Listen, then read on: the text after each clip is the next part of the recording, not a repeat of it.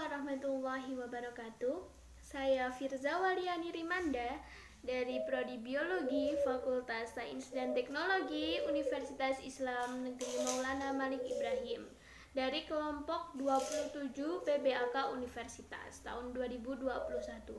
Di sini saya akan menyampaikan resumen materi pada PBAK hari kedua, yakni hari Rabu pada tanggal 1 September tahun 2021. Saya akan membahas yang pertama di sini saya akan membahas tentang DEMA Universitas. Nah, DEMA sendiri mempunyai arti Dewan Eksekutif Mahasiswa. Apa sih Dewan Eksekutif Mahasiswa itu? Dewan Eksekutif Mahasiswa yaitu organisasi intrakampus mahasiswa di lingkungan universitas.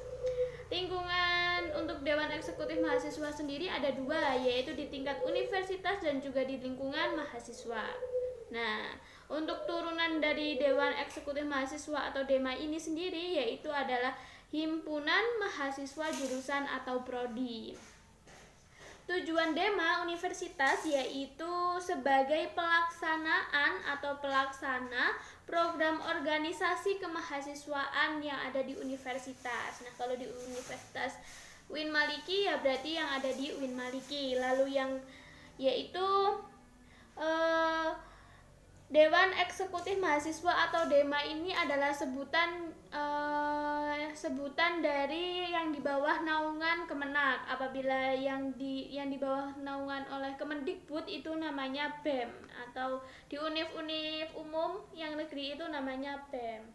Fungsi dari DEMA yaitu 1. Sebagai pelaksana program organisasi kemahasiswaan.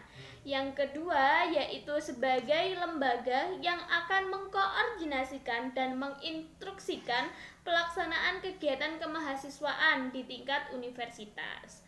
Lalu kita akan membahas tugas-tugas dari DEMA yaitu yang pertama, melaksanakan program kerja organisasi yang sudah disepakati oleh SEMA. SEMA adalah Senat Mahasiswa di Indonesia. Lalu yang kedua yaitu mengkomunikasikan dan menginformasikan kegiatan kemahasiswaan di tingkat universitas. Tugasnya yang ketiga yaitu melaksanakan koordinasi dan sinkronisasi kegiatan kemahasiswaan. Di dalam Dewan Eksekutif Mahasiswa itu ada 6 kementerian. Apa saja 6 kementeriannya?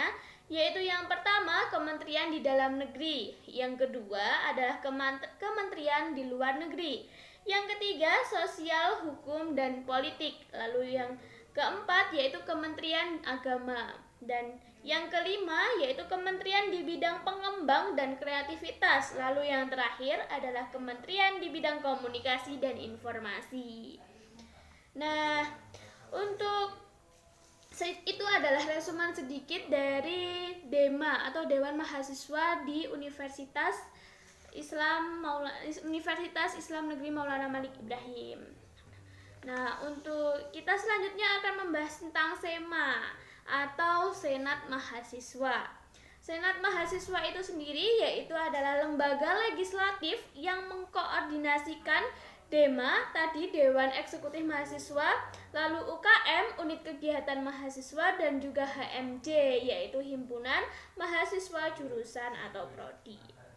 SEMA sendiri juga memiliki fungsi. Fungsi yang pertama yaitu sebagai advokasi, yang kedua sebagai legislasi, yang ketiga sebagai pengawasan, dan yang keempat sebagai penganggaran.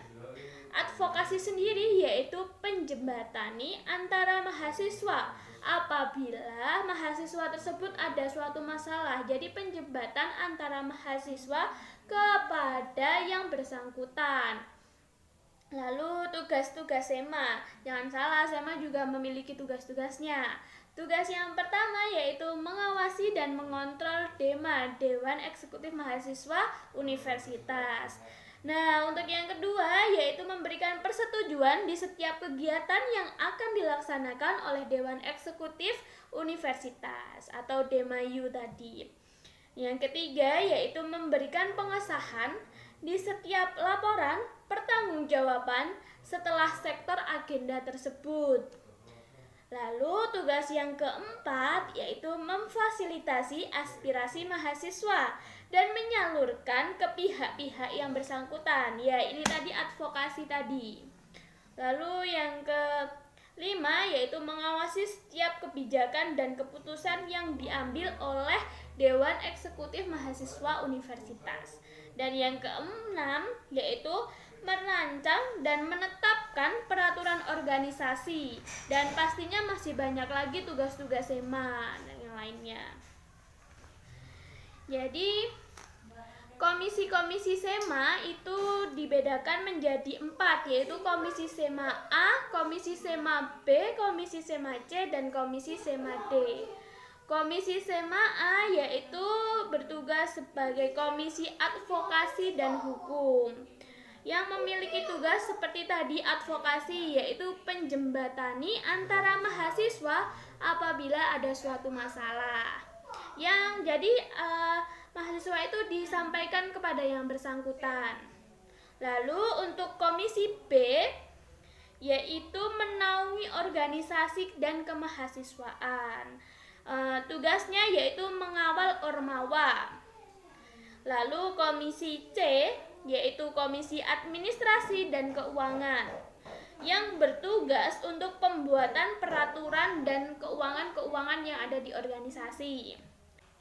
Ya, di sini yang keempat yaitu ada komisi D, komisi informasi dan komunikasi, di mana bertugas menginformasikan tentang program-program kerja yang ada di Senat Mahasiswa. Semua informasi-informasi itu tugasnya di komisi D. Lalu masuk kepada pembahasan yang selanjutnya, yaitu di mana keadaan di Indonesia masih tetap tidak baik-baik saja, sedang berada dalam bencana pandemi yang kita rasakan sekarang sudah 2 tahun, di mana problem di seluruh dunia yaitu belum adanya atau belum ditemukannya obat yang bisa menghentikan virus COVID-19 atau cara bagaimana menghentikan virus ini. Nah, virus atau wabah ini di Indonesia sudah menjadi pandemi atau biasa disebut dengan pagebluk. Nah, kunci dari pengendalian pandemi itu ada 2. Yang pertama yaitu vaksinasi dipercepat sehingga terjadinya herd immunity 70% dari target Indonesia, yang harus divaksin sekitar 230 juta jiwa. Dan sementara untuk pada tanggal 31 Agustus tahun 2021 hanya baru 130, sedangkan target pemerintah untuk memvaksin masyarakat itu sekitar 230 juta warga Indonesia. Tetapi di sini masih terlaksana 130 juta jiwa. Nah, di sini sangat penting juga akan kesadaran dari masyarakat itu sendiri untuk berpartisipasi dalam vaksinasi. Nah, agar pembelajaran tatap muka harus bisa berjalan dengan lancar, maka kita harus melaksanakan vaksinasi. Nah, itu tadi vaksinasi sebesar 70% dari seluruh masyarakat Indonesia itu apabila sudah divaksin, maka kita dapat bersekolah tatap muka, kuliah dengan tatap muka kembali. Makanya kesadaran diri antara pentingnya vaksinasi itu memang sangat penting, bukan untuk diri kita sendiri tapi juga untuk orang lain yang berada di sekitar kita. Lalu kunci yang kedua yaitu disiplin berprotokol kesehatan yang benar, seperti melakukan 5M. Yang pertama yaitu memakai masker, yang kedua menjaga jarak, dan yang ketiga yaitu mencuci tangan dengan air yang mengalir. Lalu yang keempat yaitu menghindari kerumunan. Yang kelima menjauhi mobilitas. Nah, kita selain harus vaksinasi juga harus berprotokol kesehatan yang benar agar terhindar dari virus corona tersebut. Rata-rata kesadaran masyarakat yang di desa masih rendah. Contohnya, dalam suatu desa terdapat 40 orang yang meninggal dunia dalam waktu 1 minggu. Dalam jangka waktu 1 minggu itu memang benar-benar sangat banyak ya. Dan semua warga itu mengutarakan bahwa itu adalah pagebluk, bukan virus yang menginfeksi mereka. Mengapa? Karena di desa-desa yang terpencil itu belum adanya sosialisasi tentang virus corona atau belum adanya tes PCR, lalu dan sehingga pengetahuan mereka itu sangat minim, sangat rendah tentang COVID-19 ini. Lalu dampak COVID-19 dalam sektor ekonomi itu memegang kunci, yaitu kuncinya adalah apabila COVID naik, maka ekonomi yang ada di masyarakat Indonesia itu akan turun. Dan apabila ekonomi naik, maka COVID yang berada di Indonesia akan menjadi turun. Seperti itu. Lalu kita itu mencari titik keseimbangan yang tidak bisa. Mencari titik keseimbangan agar COVID-19 bisa turun dan ekonomi bisa naik. Itu masih susah dicari dan belum ada. Sementara postur anggaran di negara kita masih dalam keadaan hutang. Mengapa hutang? Padahal di negara kita masih banyak sumber daya alam yang melimpah. Karena kita tidak bisa cetak uang sendiri dan itu adalah jalan yang paling cepat. Dan jalan yang paling cepat adalah seperti itu. Mengapa dampak COVID-19 dalam sektor ekonomi itu? Yang pertama yaitu adalah daya beli yang melemah. Karena apa? Karena pendapatan ekonomi semakin menurun. Lalu yang kedua, hilangnya pekerjaan. Mengapa? Karena karena adanya seperti PPKM, lalu PSBB dan sebagainya yang mengharuskan pekerjaan mereka itu hilang atau pengurangan karyawan pekerjaan. Tetapi selain hilangnya pekerjaan, juga ada banyak pekerjaan digital yang tumbuh secara drastis, ya, sangat banyak sekali. Jadi beriringan dengan hilangnya pekerjaan juga tumbuh pekerjaan yang baru. Lalu di sektor pendidikan, dampak COVID-19 di sektor pendidikan yaitu yang pertama, putus sekolah. Siswa banyak yang putus sekolah. Karena mengapa? Mereka harus bekerja untuk bagaimana agar perekonomian di keluarga mereka itu tercukupi. Lalu yang kedua adalah persepsi dari orang tua itu sendiri. Lalu yang kedua yaitu kekerasan pada anak dan resiko eksternal.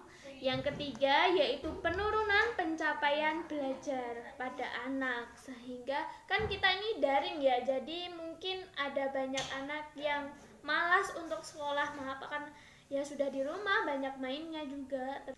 Yang selanjutnya yaitu kebijakan pemerintah di sektor pendidikan yang diambil, yaitu yang pertama, bantuan kuota data internet. Pasti kalian sudah merasakan bantuan kuota data internet ini, ya, dari pihak-pihak sekolah. Lalu yang kedua ada bantuan subsidi upah, mungkin seperti contohnya kartu prakerja dan PKH. Lalu yang ketiga adalah bantuan UKT, yaitu seperti KIP kuliah. Dan yang keempat, rumah sakit pendidikan. Yang kelima, dukungan kepada relawan mahasiswa dan dosen. Sebenarnya masih banyak yang dijelaskan oleh Bapak. Sebenarnya masih banyak yang dijelaskan oleh Bapak Ahsanuddin Wahid tadi, namun saya hanya meringkasnya seperti ini. Lalu kita akan membahas tentang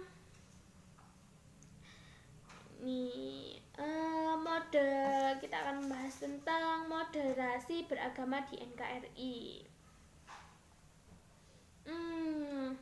Nah, sekarang itu kita berada di era digital 4.0, akan menuju ke 5.0, yaitu seperti memakai hologram. Kata pepatah, siapa yang ingin memajukan dunia, dia harus pandai IT. Barang siapa yang tidak bisa menjadi mahir dalam IT, maka akan menjadi budak di dunia. Nah, teknologi ini juga sangat berpengaruh untuk di masa depan, karena memang dunia ini semakin maju. Tiga kekuatan, nah ini ada tiga kekuatan pengubah dunia. Yang pertama, kemajuan teknologi. Yang kedua, agama. Dan yang keempat, pasar industri, pasar ekonomi, dan lain-lain. Nah, peran dan peluang Universitas Islam Negeri Maulana Malik Ibrahim ini dalam pengubah dunia, yaitu yang pertama, arus utama pengembangan teknologi digital. Yang kedua, link dan match dengan sektor industri. Yang ketiga, menjadikan kekuatan sosio-teknopreneur. Lalu yang keempat, epicentrum ajaran agama inklusif.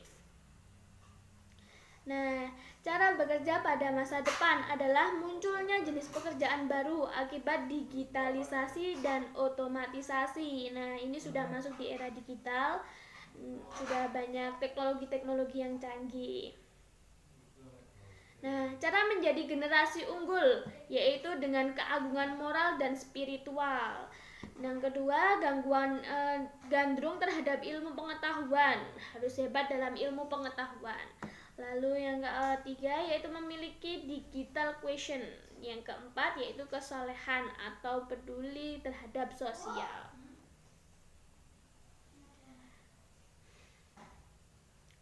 Nah, untuk apa sih moderasi dalam Islam? Tadi kita kan moderasi beragama di NKRI, lalu kita akan membahas tentang apa sih moderasi dalam Islam. Moderasi dalam Islam sendiri yaitu secara etimologi yaitu berarti jalan tengah atau posisi tengah atau berkeadilan. Lalu secara terminologis adalah pemahaman praktek keagamaan yang menjunjung tinggi kesejahteraan, keberagaman, toleransi dengan berpijak pada prinsip-prinsip tawazun antara resiko atau logika, teks serta konteks. Dengan dasar teologis yaitu Al-Quran dalam surah Al-Baqarah ayat 143 dan beberapa hadis dalam Sahih Bukhari. Kenapa sih moderasi itu sangat penting untuk Indonesia? Karena yang pertama, karakter Islam sebagai agama rahmatan lil alamin, yang menjunjung tinggi keadaban Islam dan harmoni inter dan antar pemeluk agama. Yang kedua, sebagai historis Islam di Indonesia. Yang ketiga, yaitu sebagai karakter masyarakat Indonesia yang melekat dengan kesantunan dan harmoni. Lalu yang keempat, yaitu ideologi bangsa Pancasila dan moto Bhinneka Tunggal Ika. Isu-isu politik yang terkait dengan Timur Tengah dan politik global, baik secara langsung ataupun tidak, dapat mempengaruhi pemahaman dan sikap keberagaman masyarakat di Indonesia serta mengganggu agenda moderasi Islam seperti yang pertama, konflik Palestina dengan Israel yang sampai sekarang masih belum berhenti. Itu akan mempengaruhi moderasi di Indonesia, moderasi Islam di Indonesia. Lalu yang kedua yaitu sebagai aliansi politik Arab Amerika. Lalu yang ketiga yaitu oil. Dan yang selanjutnya yaitu peran mahasiswa Universitas Islam Negeri Maulana Malik Ibrahim dalam moderasi beragama atau moderasi Islam. Nah, di dalam NKRI. Yang pertama yaitu mahasiswa harus memerankan diri sebagai agent of change dalam menguatkan dan mendesimisasi agenda moderasi. Lalu yang kedua yaitu peran mahasiswa harus mengedepankan kepentingan kebangsaan dan keagamaan yang sesuai dengan prinsip moderasi. Yang ketiga, peran terakhir yaitu mahasiswa UIN harus cerdas akademik, religius, dan berkebinekaan seperti visi dari UIN Malang sendiri, yaitu mencetak karakter yang ulul albab atau mahasiswa yang berkarakter ulul albab. Nah, sekian resumen materi pada PBAK kedua, yaitu pada hari Rabu. Apabila saya salah mengucapkan kata, saya memohon maaf. Wabillahi taufiq wal hidayah wa ridho wal inayah. Wassalamualaikum warahmatullahi wabarakatuh.